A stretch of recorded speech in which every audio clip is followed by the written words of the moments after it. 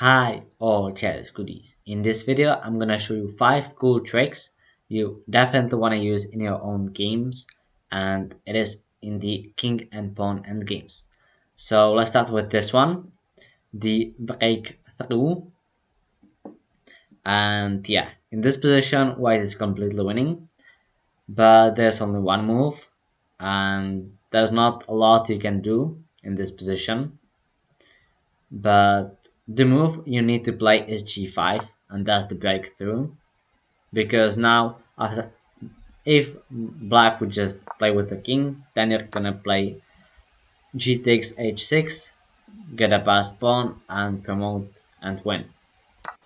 So white has to take, so black has to take that on g5.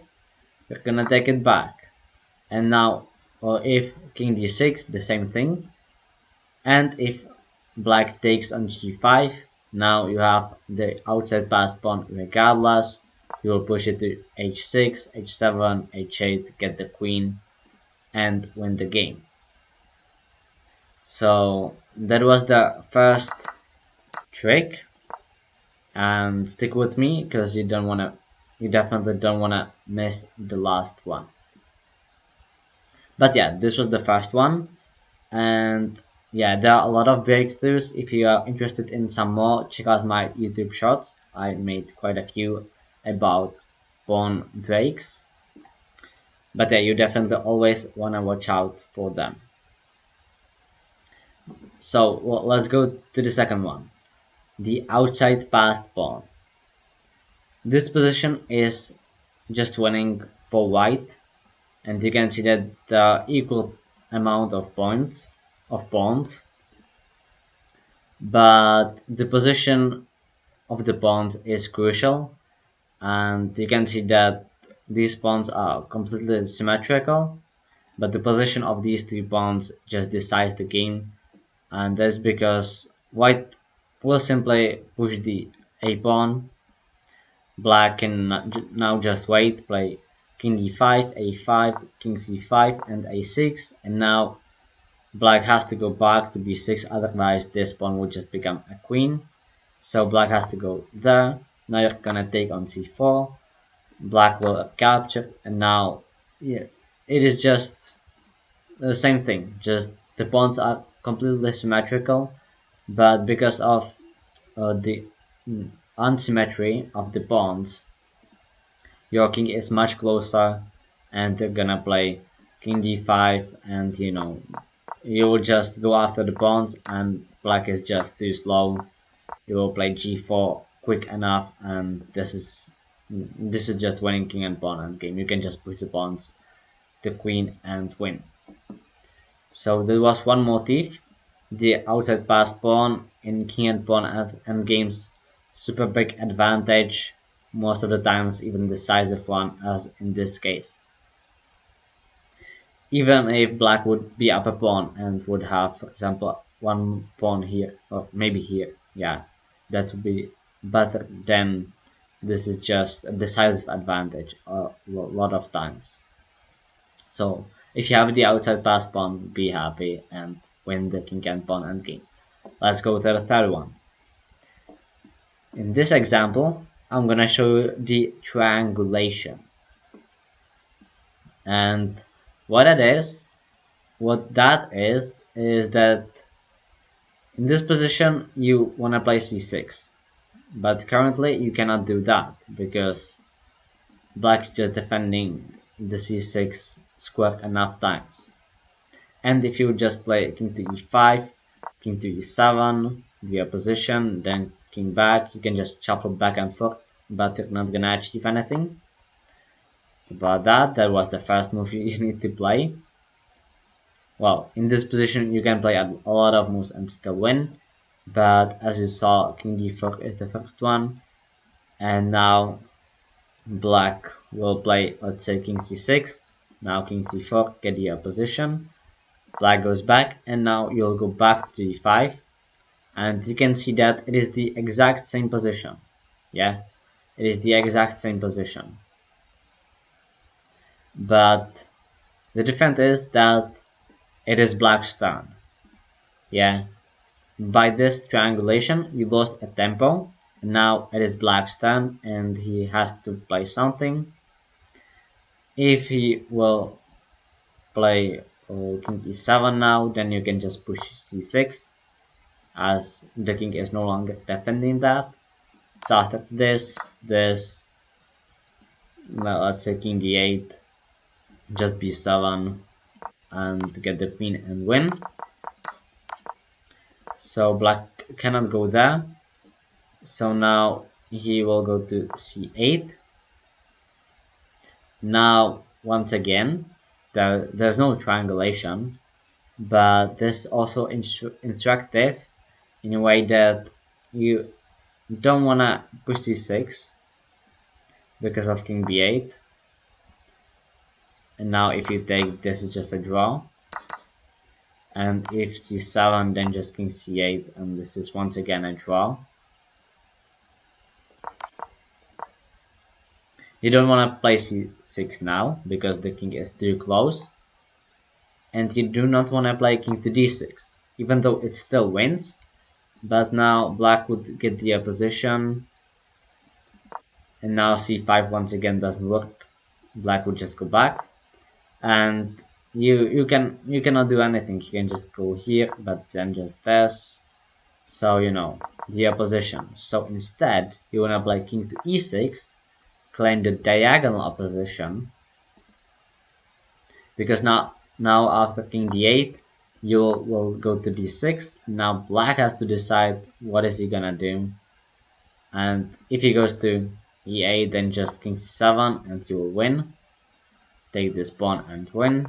And if king c8, now you made the progress to e7.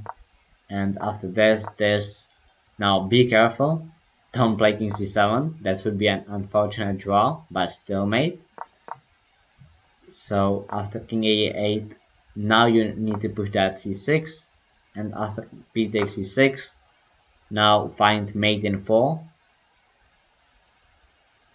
and the mate in 4 is king c7, now c5 only move, b7, king a7, b8 queen, king a6, and queen to b6, checkmate. Obviously there's nothing wrong in okay, when you take on c6, it just takes a bit more moves. But yeah, that was the second, well not second, third trick worth remembering, and there's the triangulation. Sometimes you do want to lose the tempo this way with the king, it is very useful, just keep that in mind. Let's go to the fourth one. In this example you can see that it is quite a similar structure to that one, and in this position we are gonna leave the opposition. I'm sure you know the opposition, what that is, if kings are in a position like this, but the opposition is also if the kings are separated by 3 squares, for example. This is also the opposition. It is a longer one, but it still works the same. By the way, king to f2 is the only move that wins in this position, because if you would play king to e2, let's say, now just king to e6, black will gain the opposition by 3 squares. And now after king d3, king d6, if you will push e4, then by black claiming this opposition, we'll just hold this game. This is a draw. And if you would, for example, now go to f2, black will claim the opposition, and now you have no way to break through. If you will play king g3, then just king to g5. By the way, king to g7 would be also a draw because of this opposition, but king to g5 is a more natural move to play. And now king to f3, king to f5, and once again, as the previous example, you do not have this push. And if you think about a similar thing as in the previous example to do this triangulation, well, in this position it simply doesn't work, because after king to f2, yes, if black would go to e4, then it would work, you would get this, and you won't you would win the game this way. But black doesn't have to go to e4. He is just gonna go back to f6 and it's still a draw. So indeed, in this position, king f2 is really the only move that wins. And that is because of the long opposition. Let's say king g5, now king g3, king f5, king f3. Now if white goes back, let's say to e6, now you once again want to claim the diagonal opposition as in the previous example, because now after this you'll slowly but surely gain space, and yeah, just like this you're gonna win this pawn and win the game. So that was the fourth trick to keep in mind, that there's not only this basic opposition, there are a lot of opposition. For example, opposition diagonal by 3 squares is also an opposition. Also an opposition by 5 squared is also an opposition, yeah. You need to keep that in mind, and yeah, it is useful in a lot of positions, but the most common after this one is the one that I've just shown you, the long opposition by 3 squares or the diagonal one. But yeah, and now let's go to the last one. The last one is my favorite, and it is just so simple and beautiful at the same time. So there we go. This is the position, the final trick I want to show you. You're white, you're on the move. Win this game. There's only one move.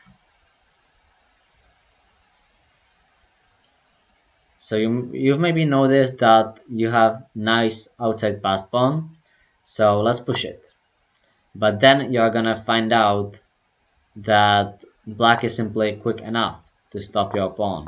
You know, you know the rule of square that says that if black is able to step into this square, he's gonna be able to stop the pawn.